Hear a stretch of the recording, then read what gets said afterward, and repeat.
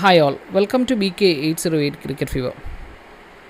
ശ്രീലങ്കൻ പര്യടനം ആരംഭിച്ചു. ഇന്ത്യ ആദ്യ T20 മത്സരത്തിൽ തന്നെ 43 റൺസിനാണ് ശ്രീലങ്കയെ പരാജയപ്പെടുത്തിയത്.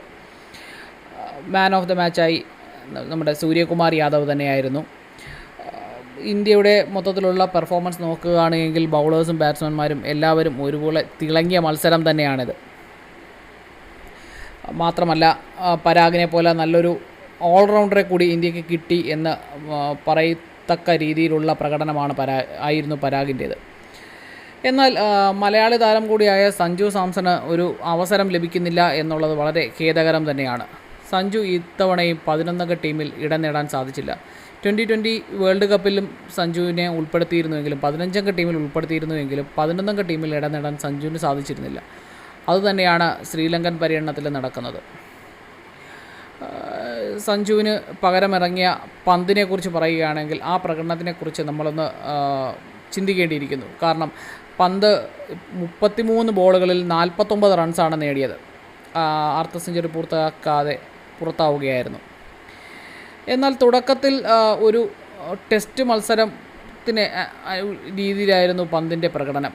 കാരണം 23 ബോളുകളിൽ 20 റൺസ് മാത്രമാണ് പന്തിന് നേടാൻ സാധിച്ചത്.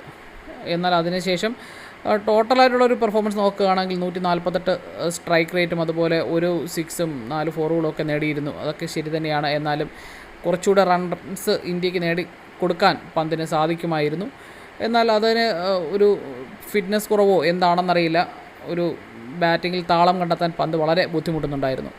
എന്നാൽ ഇത്തവണയും ബാറ്റിങ്ങിൽ പരാജയപ്പെട്ട പരാഗാവട്ടെ ബൗളിങ്ങിൽ തൻ്റെ മികവ് പുറത്തെടുത്തിരിക്കുകയാണ്. ആദ്യ ഓവറിൽ തന്നെ 5 റൺസ് മാത്രം നൽകിക്കൊണ്ട് ഒരു വിക്കറ്റ് നേടിയപ്പോൾ അവസാന ഓവർ പന്തിനെ ഏൽപ്പിക്കുകയും ആദ്യ 2 പന്തുകളിൽ തന്നെ പരാഗ് 2 വിക്കറ്റ് എടുക്കുകയും ചെയ്തു. അങ്ങനെ 3 വിക്കറ്റുകളാണ് പരാഗ് സ്വന്തമാക്കിയത്. അങ്ങനെ നോക്കുമ്പോൾ ഇന്ത്യക്കൊരു ഓൾറൗണ്ടറെ കിട്ടി എന്ന് തന്നെ പറയാൻ സാധിക്കും. ഇനി വൺ ഡേയിലും അതുപോലെ തന്നെ പരാഗ് ഉണ്ടാകുമെന്ന് കരുതുന്നു. എന്നാൽ ഇനിയുള്ള 2 മത്സരങ്ങളിൽ സഞ്ജു കാണുമോ ഇല്ലയോ എന്ന് നമുക്ക് കണ്ടു തന്നെ അറിയാം.